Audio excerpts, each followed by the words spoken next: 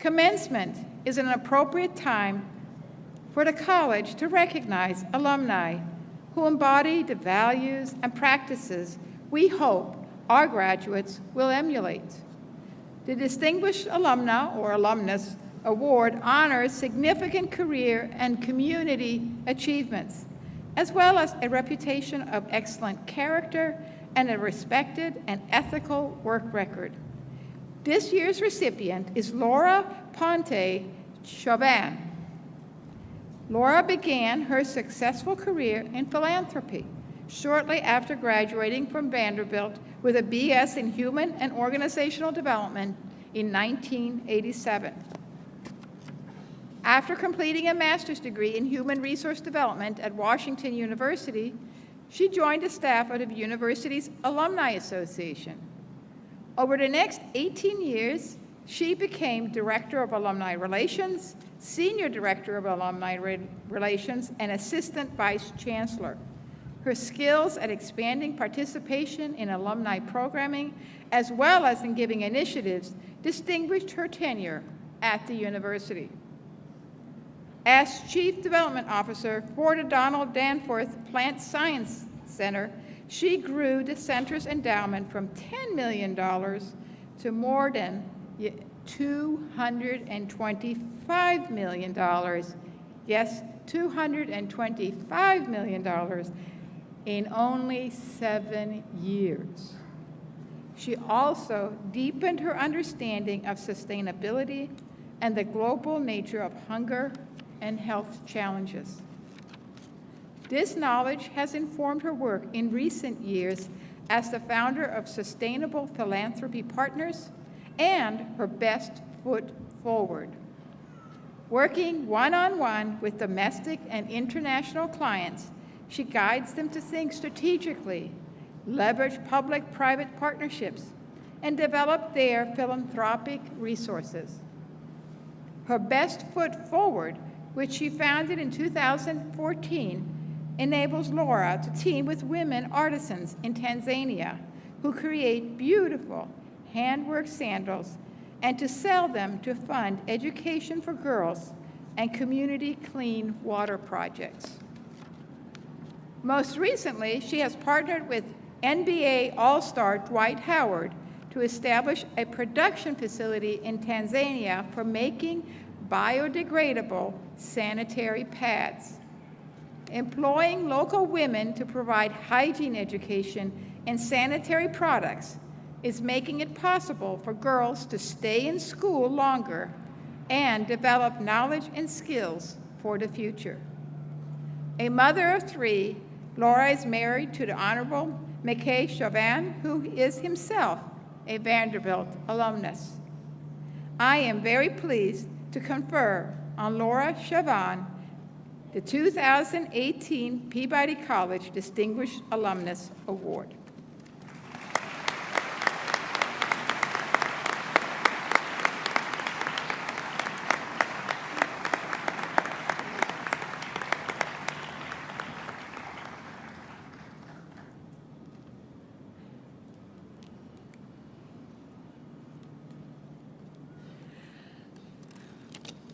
Well, good morning, Dean Benbow, college leadership, faculty, staff, parents, and friends, and of course, the 2018 class of Vanderbilt University's Peabody College. Thank you so much for including me in your amazing day today and for this incredible honor. I'm standing here and I'm looking out on several people who were so important to me during my days at Vanderbilt and after. And I'm thinking, how did we get here? My husband, the Southern lad I met on my very first day of Vanderbilt, is laughing a little bit over there because I've been telling him not to tell anybody about this because I was really concerned that Dean Benbow would call back and say, just kidding. But no, I'm very grateful. Today is a very different day, and this is a very different time than when I sat where you're now seated. I have my little Facebook Live up And trust me, if I'd been sitting there and I'd have it on me, but no, it's out on you. I'm doing this frankly because people my age, and yeah, I guess we're probably the ones using Facebook at this point, well, most of us wouldn't trade the lives we've lived. We love being in your moment. So I hope you don't mind that I'm giving the Facebook set a little glimpse of your faces today. This message is to them, hey guys, you know, we're not 21 anymore, but we're not dead yet.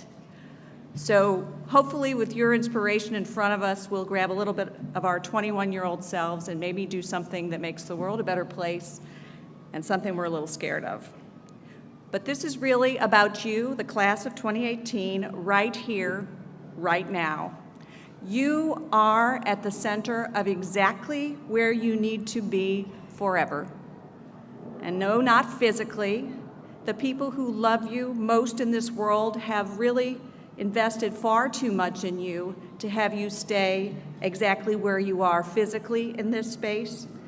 The faculty and staff of this university and this college that I've loved since the moment I stepped on campus has given you their best, and they've watched you try and sometimes try and try again until you found your footing and you prevailed. So when I say right here, right now, I mean where you are in ability and mind and heart and in the complete awareness of all that you have accomplished and knowing all of which you're capable.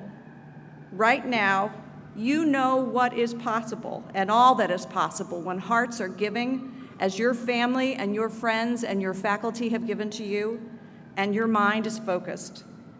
So having had the pleasure of chatting with several of you before coming up here and yesterday, I know that your question today is not when or why or where or how. It really is why not?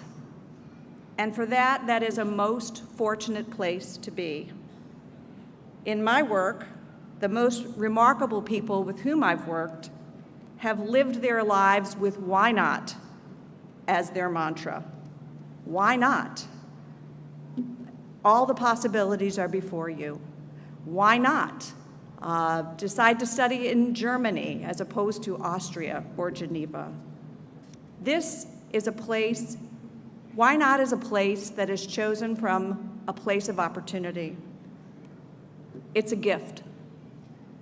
And of course, I've also met people who choose why not because there's nothing left to choose.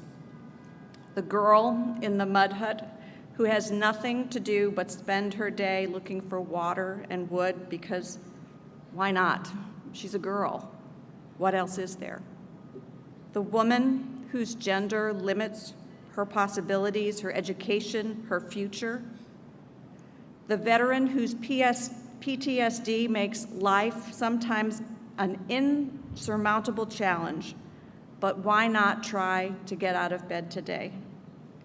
But in your case, as it is when you are incredibly fortunate, why not should be a guiding principle, an intersection of your remarkable heart and the opportunity that others have helped you to forge.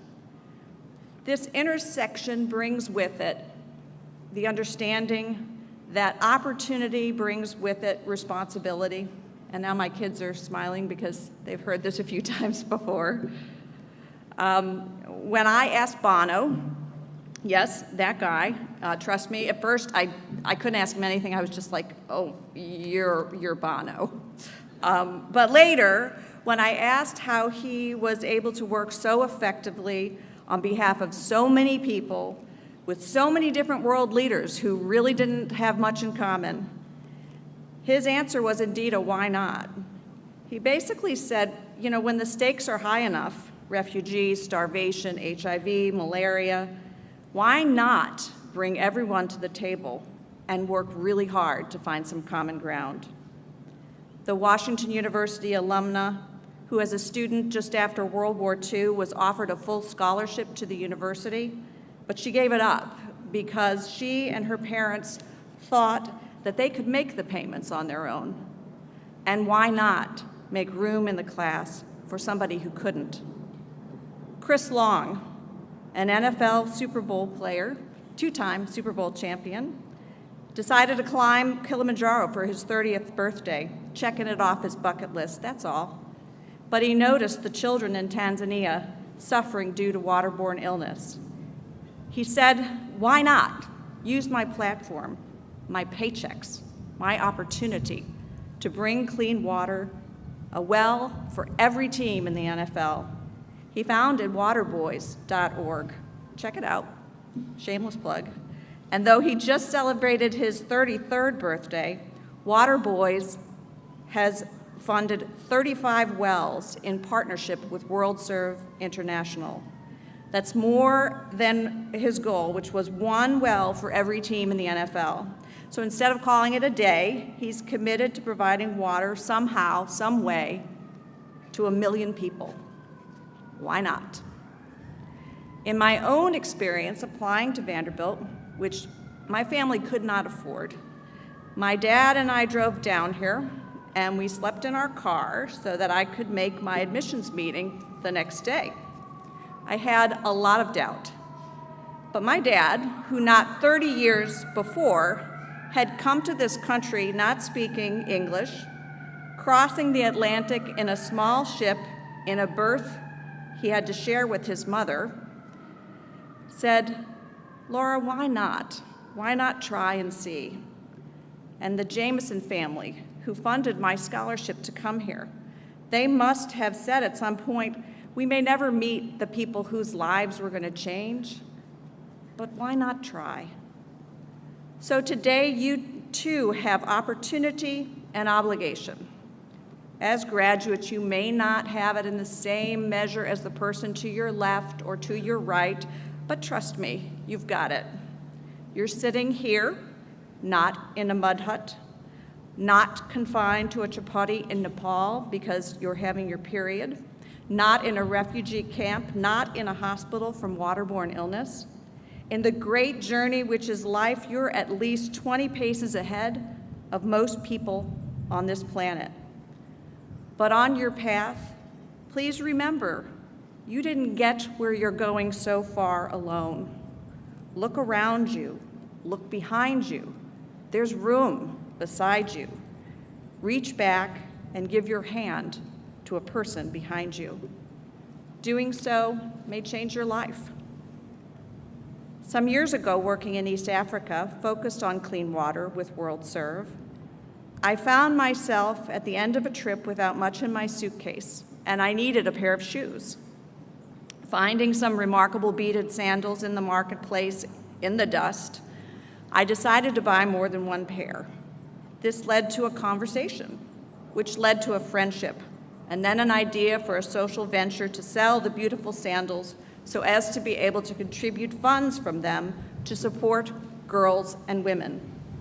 My husband, now an amazing Southern gentleman, he didn't say, hey, sweetie, you don't know a single thing about retail, you're not on Facebook, you don't like shopping that much or fashion, and hey, it's not 1983 and you're not that sweet gal standing in front of the Feisei house. He looked at me and said, why not? When working with a remarkable client and friend, NBA player Dwight Howard, I had just visited some schools that he has very quietly funded, and I'd visited with the girls and I had an idea. I said, so Dwight, we could build a nonprofit, eco-focused women's workshop in Tanzania to provide women with jobs in health and hygiene. And his manager, sitting across the table, sort of raised his eyebrows. And Dwight asked, well, what would they make? And I replied, sanitary pads. And his manager kind of dropped his head as if to say, wow, I really liked her. I continued, and I said, now I know that people are really mean. They're really mean to him on social media, and how social media can be mean. And believe me, I don't intend to make you the maxi pad king of the NBA, 7 feet tall. But a girl in the developing world will miss up to 4 days of school if she cannot manage her menstrual flow in safety and dignity. That is more than a month of school every year. It's crazy. Dwight, we just need to help them get started. Guess what he said? Why not? So we've opened our first facility and we're working towards the second. We provide girls in school with 100% biodegradable pads along with health, education, and underwear, which most of them don't have. If you want to learn about our project, another shameless plug, Uhuru is the Swahili word for freedom, UhuruPads.org. I'm taking some people with me this summer. If you come up, I'll tell you about it, maybe even hook you up with a great pair of sandals. I'll be glad to tell you more. Why not? You're here, but don't stay here. Go and do and be everything that this moment and all the people around you makes possible. Do not take for a moment for granted your opportunity by failing to use it for somebody else. One of the things I like best about working in Tanzania is that my friends and colleagues are chock full of life perspectives. And sometimes they will group text them in Swahili like at 4 o'clock in the morning, and I'll have to look them up. It's kind of interesting because I started going to Africa when I was super, super old, as my daughters like to remind me. So my vocabulary basically consists of the words doctor, child, chicken, lunch, water, and sanitary pad. So I look them up, or I ask my friend John Bongiorno to translate them for me. And one of his favorites and mine is, if you want to go fast, go alone. If you want to go far, go together. And I've never taken that saying to mean just go with the people who were lucky enough to be seated to your right or left, or blessed enough to give birth to, or fall in love with in front of the Vice House. I think it means joining in the journey of others and taking the time and the effort to bring them on the fortunate path on which you find yourself. You're lucky. Share that luck. Share your love. It cannot hurt. Why not? Thank you.